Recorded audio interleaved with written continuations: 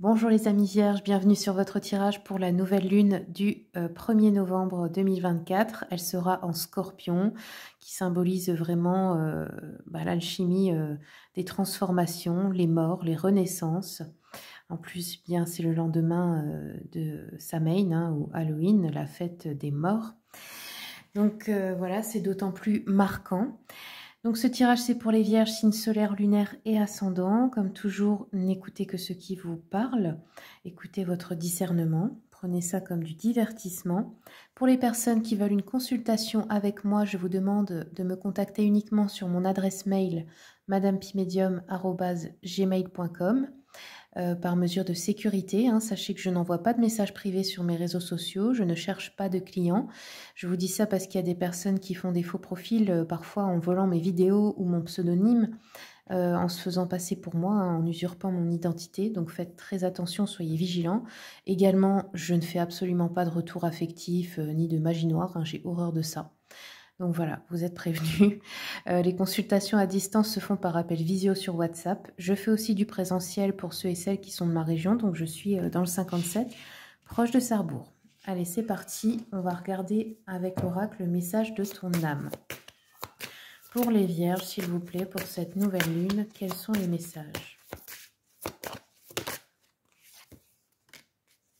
Alors, les vierges, on vous demande d'harmoniser votre intérieur.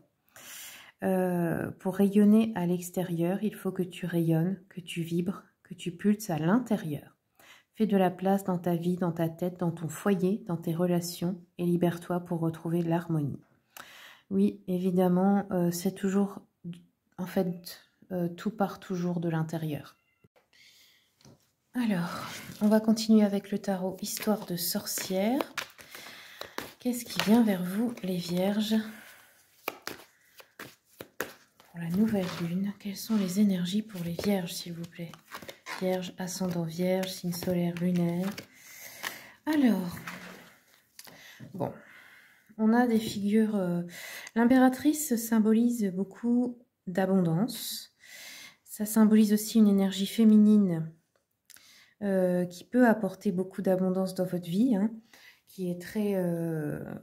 qui sait gérer à la fois la vie matérielle, la vie sentimentale, la vie familiale. On a une reine de bâton aussi, hein, pour représenter une femme entreprenante, une femme avec une énergie plus masculine, une chef d'entreprise, une femme qui est dans l'action pour réaliser des projets. L'impératrice peut nous parler aussi d'une maman ici. Le 2 de Pentacle vient me parler de chercher à équilibrer sa vie matérielle et financière, professionnelle également, hein. Le chevalier de bâton, eh bien, il nous dit qu'il y a encore des peurs à affronter, hein, des peurs en vous, par rapport au fait de passer à l'action. Alors ça peut être la peur, vous savez, le syndrome de l'imposteur, où on se dit qu'on n'est pas assez bien, qu'on n'a pas assez appris, qu'on n'est pas assez parfait. Surtout vous les vierges, vous êtes très perfectionnistes, donc n'attendez pas que tout soit parfait pour commencer, hein. C'est pas comme ça que ça marche, il faut commencer, après on s'améliore. 6 de coupe peut nous parler d'une déclaration d'amour, de recevoir des cadeaux, des attentions de personnes qui vous aiment. Ça peut être aussi de recevoir des héritages pour certains, certaines. Je vais compléter un peu avec l'oracle des miroirs. J'ai oublié de vous dire, hein, mais pour les consultations, à partir de 15 €, on peut faire une consultation. Si vous avez une ou deux questions, par exemple, c'est suffisant pour moi, hein. Pas besoin forcément de faire une heure complète. Allez, c'est parti. Ouais, il y a un cadeau. Il y a un cadeau qui peut venir d'une maman ou un cadeau de la vie. Ça peut être aussi une grossesse, un enfant qui arrive. Ça peut être voilà, sous forme de don, d'héritage. Ça peut être relation amoureuse. Enfin voilà, on va regarder. En tout cas, ça apporte beaucoup d'abondance. Ouais, on a l'hérédité. Donc là, ça nous parle de familial, d'héritage, de généalogie. Ça peut être aussi un don qu'on a reçu, hein, de sa lignée. Ok. Vous êtes en situation, enfin, vous vous sentez peut-être en situation d'échec dans la vie matérielle financière. Il y a quelque chose vraiment à rééquilibrer là. Il y a une évolution positive, mais voilà, il y a beaucoup de peur à affronter pour vous. On voit qu'il y a quelque chose qui vous revient. Ça peut être aussi quelqu'un ici, hein, une personne du passé, une personne de qui vous étiez séparé ou une personne avec qui vous étiez fâché.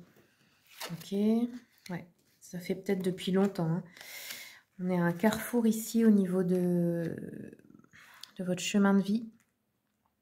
On a l'échec par rapport à une maison, donc ça peut être par rapport à l'immobilier, tout ce qui est achat, vente, projet maison. Peut-être là, vous n'arrivez pas à réaliser encore votre projet. Ça ne veut pas dire que c'est pour toujours comme ça. Hein.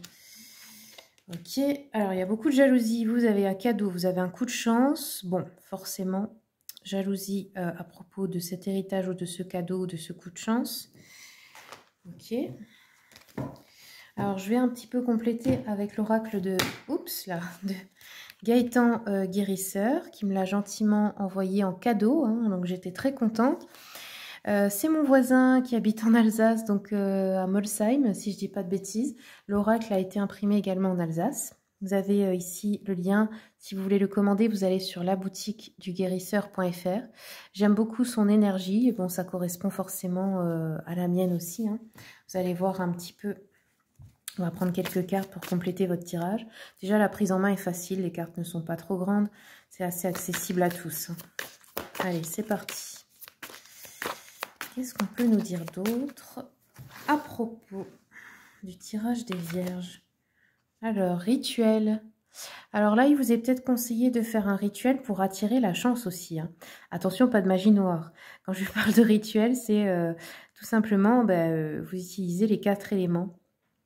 Vous faites par exemple un rituel de pleine lune, un rituel de nouvelle lune pour poser des intentions, pour dire ce que vous aimeriez attirer à vous dans la vie, ce que vous aimeriez réussir. Ici, on a le voyage. Peut-être vous allez devoir faire un déplacement ou un voyage par rapport à une somme d'argent ici, ou à la famille. Hein. On a l'Esprit Saint. Ok. Je vais vous lire après. Hein. Je découvre les cartes avec vous, la sagesse. Ok. Et le partage. Très bien. Alors, j'ai l'impression que il y a quelque chose que vous allez peut-être devoir partager aussi. Pas forcément. Alors, soit c'est partager avec une personne avec qui vous étiez fâché, un moment, se retrouver, etc. Soit c'est partager au niveau des biens, de ce qu'on a. Alors, on va regarder. J'aimerais bien savoir ce que nous dit l'Esprit Saint ici. Alors... Cette carte symbolise l'arrivée de l'inspiration divine et la promesse de renouveau spirituel. Elle vous encourage à vous ouvrir aux transformations profondes et à accueillir les dons de la sagesse, de la compréhension et de la révélation qui sont souvent associés à cette puissante présence. Alors là, on voit échec par rapport à de l'immobilier, un bien, une maison. J'ai reçu il n'y a pas longtemps une canalisation, je vais vous la dire, bon, c'est pour ma guidance personnelle, mais... Je demandais en fait quand est-ce que j'aurai mon endroit. J'ai envie de vivre dans un endroit où je me sens en paix, proche de la nature, etc. Enfin bref. Et du coup, je demandais, mais quand est-ce que ça va se présenter? Et en fait, ça m'a dit, quand tu trouveras la paix en toi, l'endroit arrivera. Vous voyez, des fois, on veut essayer de faire dans l'autre sens, d'abord l'endroit pour avoir la paix. Mais en fait, moi, on m'a dit non. D'abord, tu dois faire la paix en toi, pour qu'après ça se présente en gros dans la matière. Principe d'alchimie quoi. Hein. Alors on va regarder la sagesse, le vin. Donc là je pense que ce qui se débloque aussi, c'est justement, on voit les choses différemment. On a plus de sagesse en soi. Alors on vous dit, la carte de la sagesse t'invite à puiser dans ta connaissance intérieure et à utiliser ton discernement pour naviguer dans les situations de la vie. Elle te rappelle que la vraie sagesse vient souvent de l'écoute de ton intuition et de l'expérience accumulée au fil du temps. Ok, donc là, il faut écouter l'intuition, être patient, patiente avec vous-même, avec les autres aussi, avec la vie, et bien réfléchir avant d'agir. Ok. Bon, et bien voilà, les vierges, c'est tout ce que j'ai pour vous. J'espère que ça vous aura plu. N'hésitez pas à me dire en commentaire comment ça vous a parlé. Ça me fait toujours plaisir de les lire. Vous êtes tous et toutes différents et différentes. Donc voilà, ça parle à chaque fois autrement à chacun. Merci pour votre soutien pour ma chaîne. Je vous souhaite tout le meilleur et je vous dis à bientôt pour les prochaines vidéos.